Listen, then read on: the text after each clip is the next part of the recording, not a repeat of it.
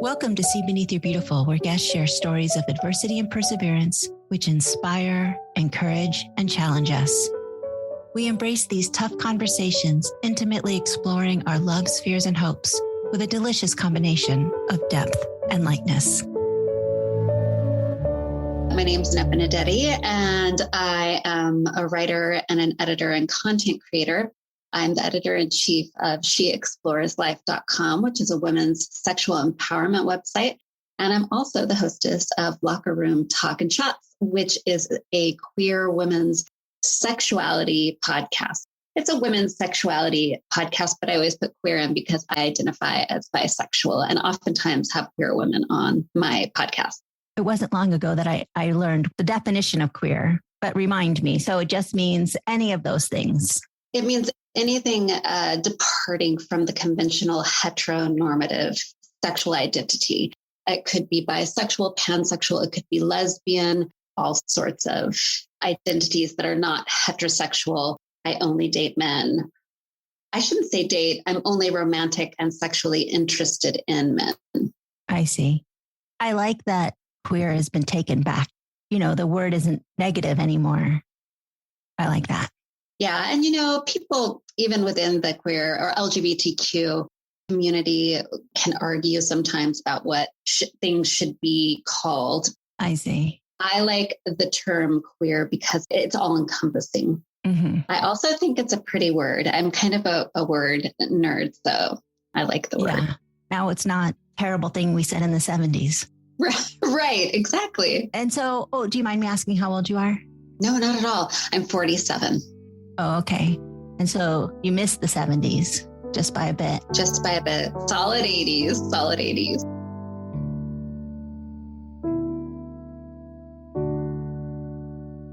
How did you start doing She Explores Life? She Explores Life didn't start as a women's sexual empowerment website. I was, I think, still too afraid to own what I really wanted to do. So I was really just starting to feel confident in my own autonomy and venturing out and going on adventures by myself.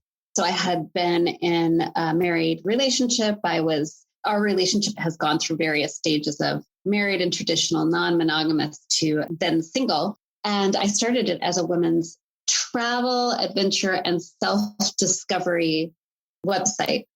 Mm-hmm.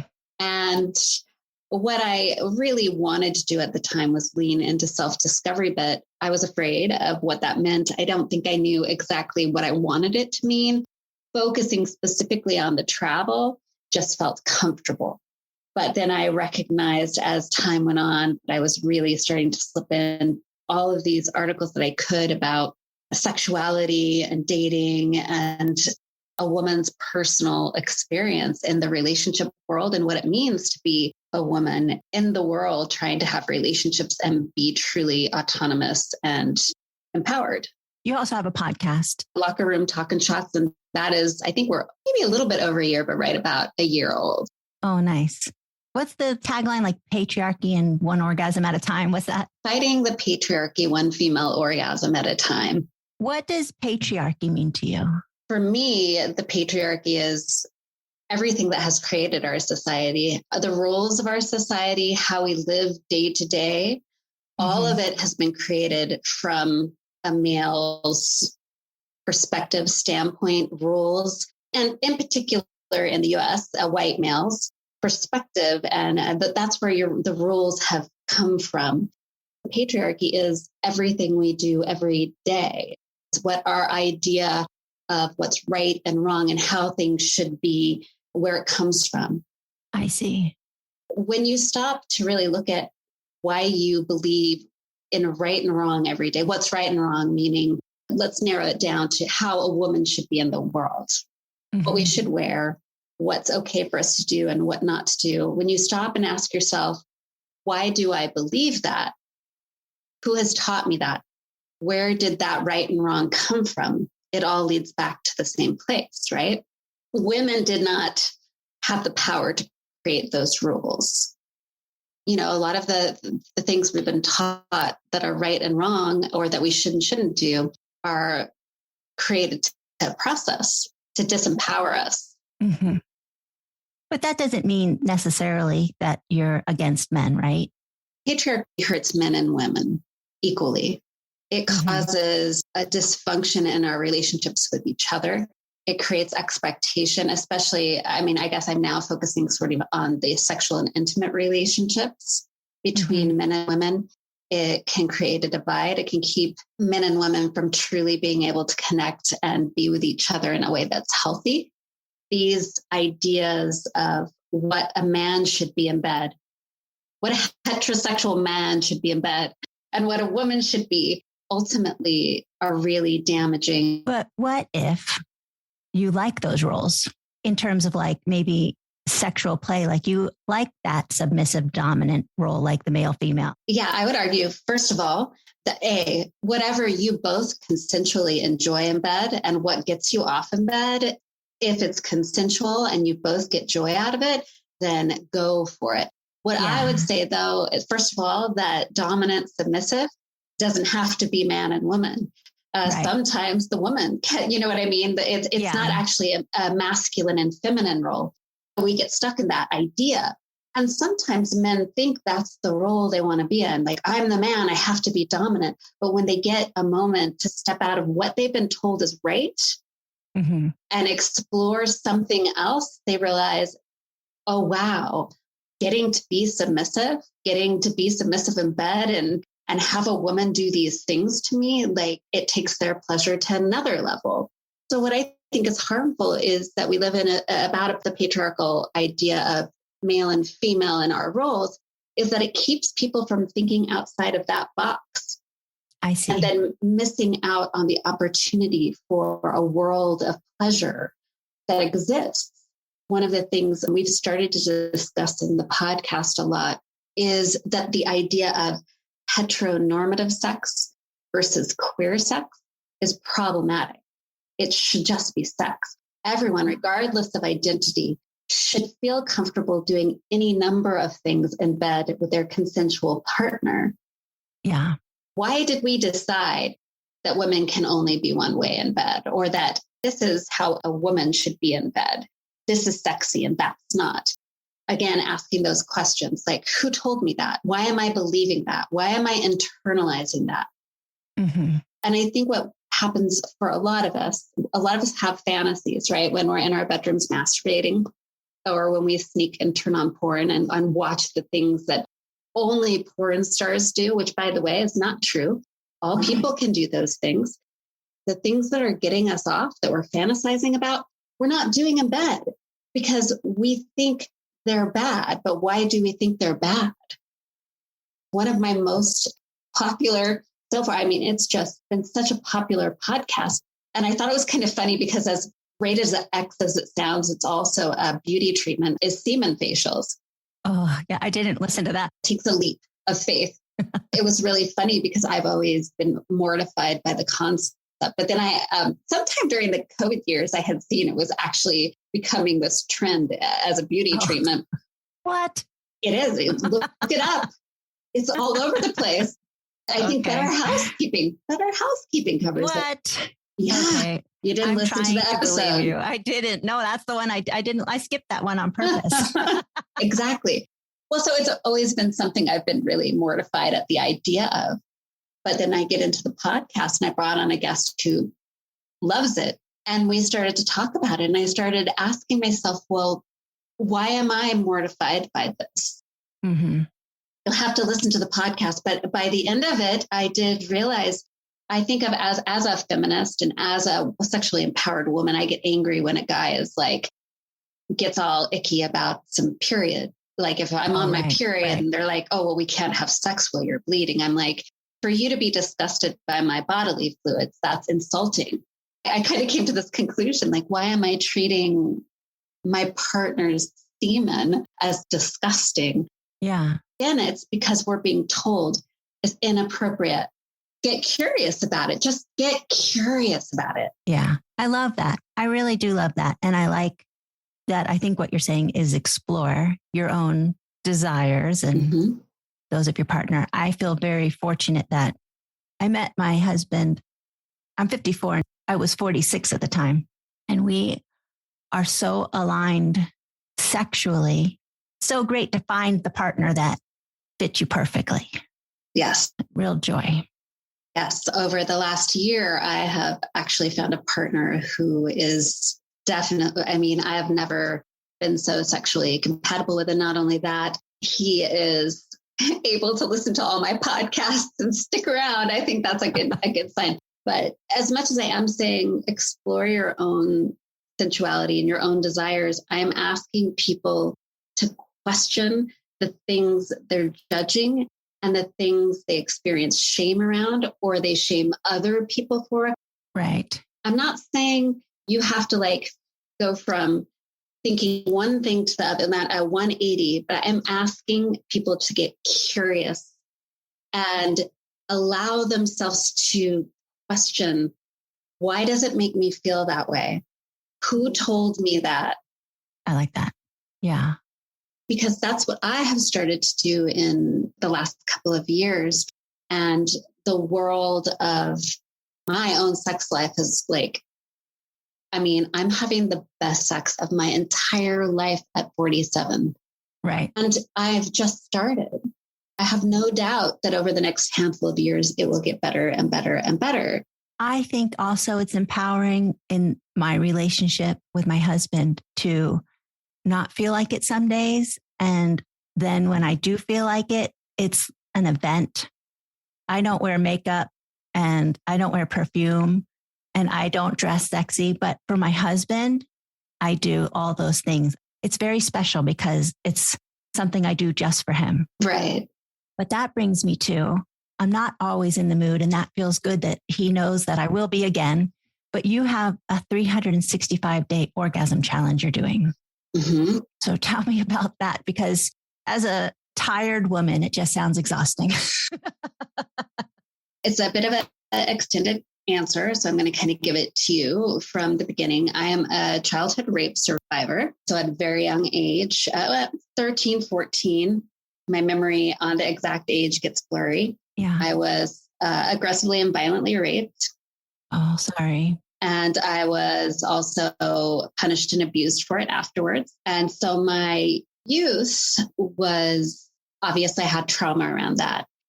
I went through I had a rape kit and STD tests, and no one ever sat down with me after that event and said, hey, these are what came back from the test. Let's work on healing what happened to you.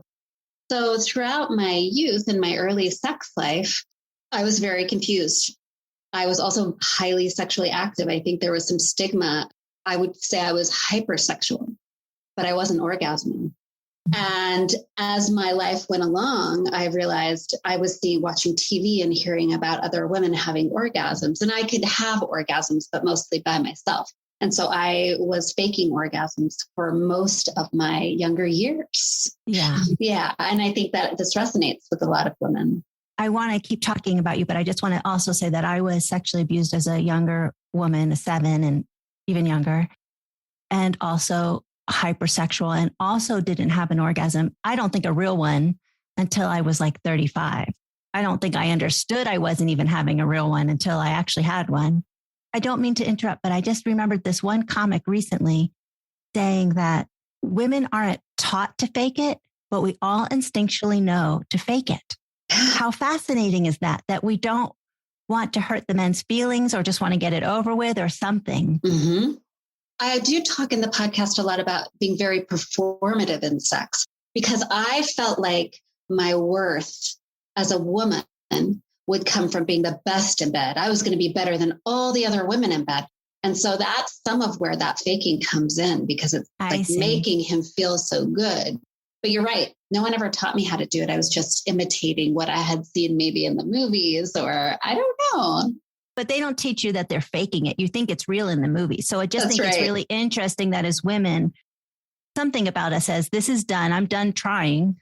Like, I know you've mentioned that it's not easy to orgasm. No. And so like, we're done trying. You've given it a good, the gold college try. I'm going to let you off the hook here. That's what I think half the time for myself was. Mm-hmm. And instead of saying it's just not working, we pretend it worked to not hurt their feelings, I assume. Anyway, I just thought that was fascinating. I never thought about it. Okay, please continue. it's great that you share that, because I think this is so many women's story, right? Like, it's not just a coincidence that you and I are both like, yeah, we both have done this thing. I think that people listening to this podcast, so many women will be like, yep, I've done that. Or yes, I was sexually assaulted in some manner when I was young and not prepared. In some manner, I would venture to say most women have been sexually assaulted in their life. Yeah. And so it really wasn't until I'm 47 now. So I want to say the last 10 years, it took me that long just to be able to really own that and be able to say I was raped at too young of an age. No one took care of me. I have sexual trauma. I'm not living the sex life I want to live. I feel ripped off and I want it. Because even though I'm not having orgasms, I'm a very sexual human, and how I interact in the world, it's always just been part of my early sexualization. Yeah. And so here I am kind of being labeled all of these things, right? As I was going through my separation with my husband, and other women would see me going out on dates or whatever. It was very much like suddenly I was very slutty, yet I'm not having orgasms, or whatever the stigma is, and the shame that I was feeling around it. So fast forward now, in the last couple of years, especially, I've embraced my sexual identity. I moved to Portland when I was 40. I've always known I was bisexual. I dated women before I got married, but I decided then, I was like, I'm in Portland. I want to explore my queer side. I started dating women. Portland is just this wonderful place that has all sorts of relationship types. It's very sex positive. I started exploring my interest in kink, and then eventually got brave and said, okay, She Explores Life, I'm going to make it what it is supposed to be, which is a woman, as I'm becoming sexually empowered and on this journey. And I also recognize the younger generations, the millennials, the Generation Zers, they're working on sexual empowerment right now in their 20s and 30s. But I'm simultaneously, as I'm finally embracing all of this, I'm heading into menopause. And I'm getting online and I'm researching, what is perimenopause all about? What's menopause? And the first thing I read is, you're not going to want sex anymore. You're not going to be able to orgasm. Your sex life is done. And this is just as I've found this partner who I'm like, I am like having explosive orgasms with him. We're doing all this wonderful, crazy stuff. And I'm like, holy shit, is this all going to be taken from me? Yeah. It is not going to be taken from me. I started reading a lot about the benefits of orgasms for women. And one of the things from my own experience, sexually exploring myself and teaching myself how to have an orgasm after all those years of not having orgasms, I've really learned that practice does make perfect. Mm-hmm. I started exploring things like edging, which is getting yourself close to orgasming, but not, I would spend like an hour, sometimes hour and a half doing that. It actually worked. I started to have a higher libido. I started to feel sexier. So yeah, as I was coming into realizing I'm going into menopause, I thought to myself, well, what if I really make sure I'm masturbating all the time to keep my sex drive up? And then what if I masturbated every day? And that kind of came because leading up to January 1st, me and my partner were just really hot and heavy, and I was masturbating for fun every day. So I'm actually way further along than the 2 months at this point. And I said to him, I'm like, what if I make my New Year's resolution to try and have an orgasm every day? Mm-hmm. I was like, break out the bubbly. This is the best resolution ever. In fact, I'm going to cement it in stone by publishing an article on it and telling the world and doing a podcast so I can't back out. And so here I am 2 months later. And you're right. I was, of course, high libido at the time. And I thought, this is going to be easy. I'll just knock out an orgasm every day. It is not that easy. As of the first, I've made it 2 months. On She Explores Life, I have my 365 Days of Orgasms Challenge article, and I update it every week with what's gone on, what I've learned, if I've experienced any benefits, and if there is a toy that is helping me along what I suggest. I've learned so much in just 2 months. I've found new pleasure centers in my body because I am using a lot of new toys. I have learning how to have an internal orgasm through exploration over the last 2 months. I have found several hot spots inside my body that I didn't know existed. And there's more than one. I'm not talking about the G spot. There's a spot called the A spot. And then there's another spot. I don't even know if it has a name. I'm also realizing all of the things that are making it difficult for me to have an orgasm. So one of the things recently that I have found really funny is now in bed, when I have an orgasm, I'll make sound. But when I'm masturbating by myself, I'm very quiet about it. And I would get frustrated because I'd want to get my orgasm done. So one day I just started allowing myself to vocalize. And now I'm just having these massively explosive orgasms and I make tons of noise that are very natural. But I realized how much, even in my own masturbation practice, I was shaming myself. We live alone now, but when my children are here and it has to be quiet sex, it's the worst orgasm. The worst. You have to let it go. It's so much better when you can be vocal. I just never did that while I was masturbating with myself. I have also learned that the pressure of feeling like I had to have an orgasm every day, I was becoming that nagging husband to myself, like, I gotta go orgasm. The other thing I've learned is I think that I have small orgasms and then big orgasms. And I wasn't counting the small orgasms. Sometimes like you masturbate and you get this little shudder. And I'm like, is that an orgasm? And I've decided now, like, if I get the shudders and they're small and I'm tired, I'm just going to call that, I've gotten enough of the happy hormone. So I think learning that I have these different levels of orgasms, I'm learning that I have new fantasies. My sex drive is definitely increasing. I try to knock out my orgasm in the morning because then I don't have to worry about for the rest of the day, but I'm also stopping at noon for a little nooner with myself. And then the other thing that was interesting is I found out that right as I'm ovulating and heading, ovulation happens in the middle, my sex drive goes wild. But right before I'm about to start my period, 2 days before I have zero sex drive.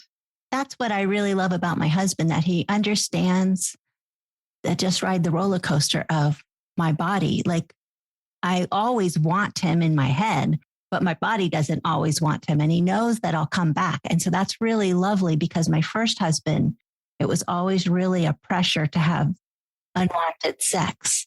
Right. And I don't feel that way at all in this marriage. And I'm so thankful that when we do, it's amazing. I say it's the best sex I've ever had every single time, which is amazing. And that's a real unbelievable place to be. My partner and I are just about a year old. That's how long we've been together. And we kind of went through our first rough patch. And right as I'm doing this 365 days of orgasms challenge.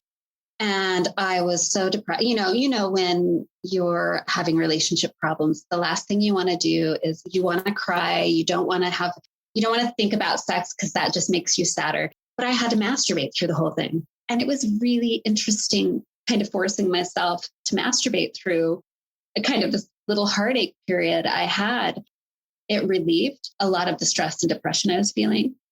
I thought that was very interesting. But then I also realized, well, of course, because it's an act of self-love. Every time I masturbate, I'm loving on myself, right? I'm giving myself pleasure. I'm giving myself these cool chemicals and hormones, this amazing treat I can give myself. And it's not about anybody else. It's about literally making love to myself. Yeah. And that was sort of a big epiphany I had as well. I was super happy when we worked things out though. And then he could give me some amazing work.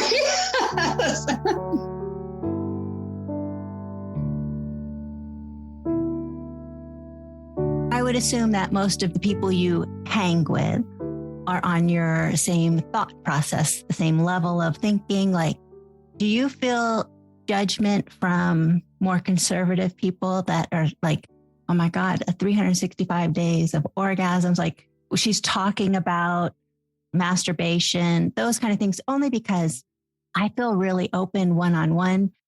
But in this even public forum, I'm very conscious of what I'm going to tell you and say out loud because I have children and also a husband who did not necessarily agree to what I want to share. Right. And so how do you feel about sharing everything? And are you getting judged? Do you even care? I definitely care. I would love to tell the world, like, I don't care. I'm doing whatever. I mean, to some extent, it's true. I've decided that regardless of the consequence I might face from friends, family, whoever, even my children who are wonderful about everything, I'm making this choice to be open and to talk about it. And like, you'll notice, you said you had listened to some of my podcasts, like certainly the language that I use in my podcast is, I'm tempering it for your podcast. Thank you. You're welcome. I was very afraid, especially when I started publishing the podcast. I was afraid it would affect my job. I do write and have work that I do outside of the podcast, and She Explores Life. I actually have friends who are quite conservative. I was afraid of what they would think of me. To some extent, I was also a little bit afraid. My ex and I are very close, of what he would think of me, though obviously I was talking to him about it all along the way. Then once I started a relationship and realized I was falling for the person that I'm with, I had some fear, but he has been nothing but supportive. Have I faced backlash? I am certain that behind my back, there are people that have some not so nice things to say. But so here in Portland, I run the PDX Women's Bisexual Network. So I get a lot of support there. And I have had a lot of people reach out to me, even people who I consider conservative, who have said to me, thank you so much for doing this. And it's been multiple people over time. I've had men reach out to me and say, thank you. And listening to your podcast has healed part of me. Not at all hitting on me, not at all in a rude way. And I believe in what I'm doing. I do think that there has to be women out there that just decide, I'm going to throw caution to the wind. I'm going to risk it.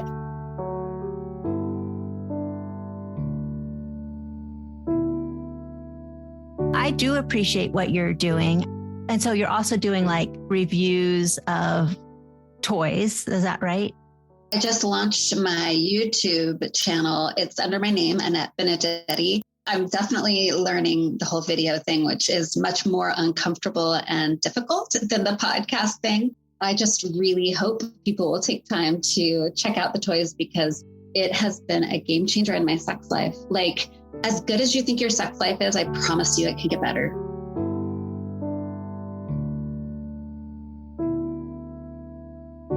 Did you have any counseling as an adult about your sexual trauma as a child? As a result of my sexual trauma, I ended up having panic disorder and severe anxiety disorders. As I got older, I developed phobias. So I had to go to counseling because I couldn't function, essentially. I want to say I'm almost at 12 years I don't have severe panic attacks or phobias anymore. Yes. So I would say I've had counseling for the sexual trauma. Do I feel like it got me to where I needed it to be? No, I feel like I've done that work, a lot of that work on my own. I feel like the sexual exploration I've done has been very healing. I feel like the podcast and speaking openly is a big part of the healing. It's been very healing to be able to speak about it and to own, like, I'm very sexual and here are the things I like to do. And here's what I'm all about. And so far it's been embraced. I hope to take it to the next level and to help other people. For me, that's healing. That ultimately will be what, for me, sort of makes having gone through what I did feel bearable and so like something I can let go of a little bit. Yeah. I'm still learning to let go of it. I don't know. I feel like I've come so far, but there's somehow it defined me, like the shame of it. Mm-hmm. I was not responsible for what happened to that little girl. Doesn't really factor into the feelings that I have. For me, the worst part of it was that people found out about it. And I was at the time very young and the man was much older. So I was 13, 14. He was in his 30s. Oh. At the time I was raped, it was like, oh, Annette's having sex with older men. They weren't there. I was literally bruised, and not only was it statutory and a power dynamic, it was a physical dynamic. So I had to live with not only the internalized shame that I think happens with everyone, but I was treated horribly. I was stigmatized as being a slut. And of course, I was so young. Right. I've had children who have gone through that age, and I've stared at them and gone, oh my God, I was your age when this happened. I've carried it with me my whole life.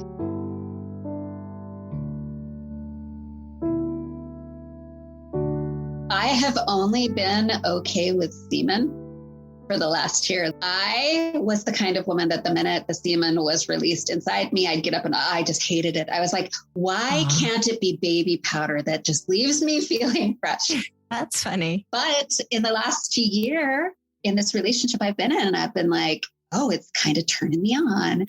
Do you think it's because you love the person? Because the sex I have with my husband, because it's so full of love and safe and all the good things, that everything seems totally okay now. I'm not suggesting it, but he probably could do that and I wouldn't get mad at him like I might have in the past. I'm willing to say you might even enjoy it. I have yet to have a semen facial, but it is on my bucket list. I do think that really what's led to me being like, oh, maybe I will try the semen upon the face. It's because I've stopped to question everything. I'm freaked out, or everything I'm yucking. I'm like, why? Okay. And the more I'm able to do that, the more I'm like, oh, maybe that is kind of a turn on. There's no judgment. It's so consensual and it's kind of beautiful. Yeah. To find a partner who will explore with you, like all the things, even if one of you is kind of like, I don't know if I want to do that, but you go ahead and do it together. And then if you're like, maybe we won't do that again. I think the exploration is super fun and that should happen at every age. But ultimately, there has to be consent. It has to be consensual. There has to be respect and trust. And in order for consent to truly be there, a woman has to be empowered and be able to say, no, stop, softer. I don't feel comfortable. If you're not a sexually empowered woman, you cannot do that. Yeah. And therefore you aren't consenting. When a girl says no, she means no, but that's kind of a new concept. That wasn't true when I was little. And I think also girls and women still say, they don't know when to say no. Yeah. They still say yes when what they mean is no. I think women still feel like I owe you sex even if I don't want it. Oh, I so did as a young woman. Especially after I had sex the first time, I felt like I couldn't say I didn't want sex because I'd already had sex. That's so crazy to me now.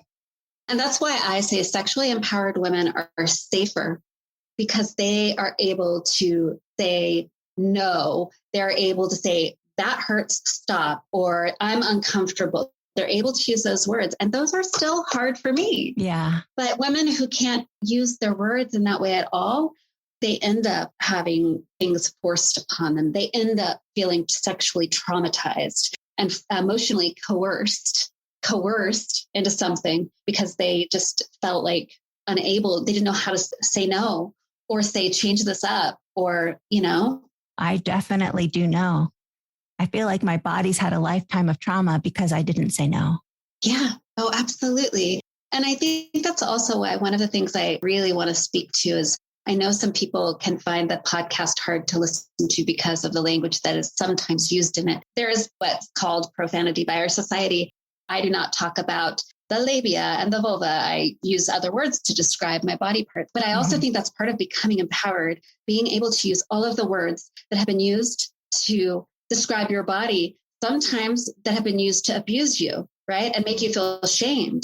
When you take those words back for yourself, people can't hurt you with them. When you're proud to call your vulva and vagina all of the other words that some people call vulgar, if you take those words and you proudly use them in a loving way about your body, they are no longer vulgar. No one can hurt you with them.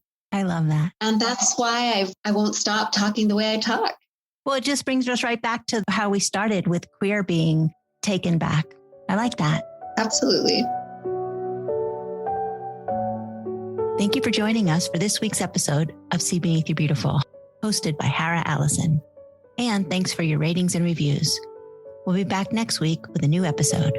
Stay tuned.